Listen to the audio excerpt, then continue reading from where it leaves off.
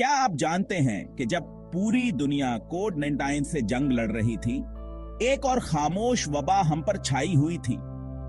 जी हां, मैं बात कर रही हूं डिप्रेशन और एंजाइटी में इजाफे की, जो इस वबा के दौरान हुआ। कोविड-19 से पहले हमारी गलियां जिंदगी से भरी होती थी, लेकिन जैसे ही लॉकडाउन लगे, वही गलियां खाली हो गईं, जो इस तन्हाई की एक वाज़ेह अलामत थी जो हम में से बहुत से लोगों ने महसूस की।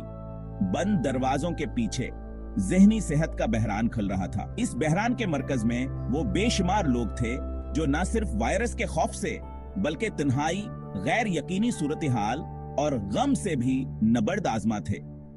बहुत से लोगों के लिए ये वबा सिर्फ जिस्मानी सेहत के लिए ही नहीं, बल्कि ज़हनी सेहत के लिए भी एक जंग थी। आदाद व शुमार चौंका देने वाले हैं। रिपोर्ट्स में दुनिया भर में डिप्रेशन और एंजाइटी के केसों में नमाया इजाफा देखने में आया। इस इजाफे की वजह क्या थी?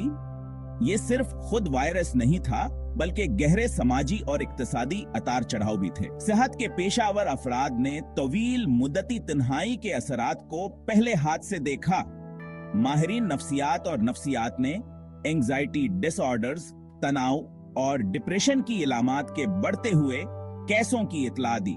ये सब इस वबा की मुसलसल गैर यकीनी सूरत हाल से बढ़ गए थे। लेकिन ये सब कुछ अजाब और तारीकी नहीं थी। जदोजहद के दरमियान लचक और उम्मीद की कहानियां भी थी। कम्युनिटीज एक दूसरे की मदद के लिए नए तरीकों से एक साथ आए।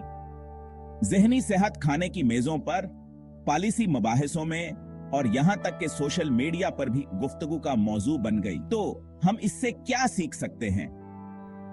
ये कि ज़हनी सेहत को सिर्फ बहरान के दौरान ही नहीं, बल्कि हमेशा तरजीह होनी चाहिए। ऐसे माहौल को फरोग देना जरूरी है जो ज़हनी तंदुरुस्ती की हिमायत करते हों और मजबूत तावन के निज़ाम बनाएं जो मुस्तकबिल के बहरानों के इम्तिहानात का मुकाबला कर सकें। जैसे जैसे हम आगे बढ़ते हैं, आइए इस छुपी हुई वबा के इस बाग को ना भूलें। आइए मिलकर काम करें ताकि ये यकीनी बनाया जा सके कि किसी को भी तन्हा ज़हनी सेहत के चैलेंजों का सामना ना करना पड़े।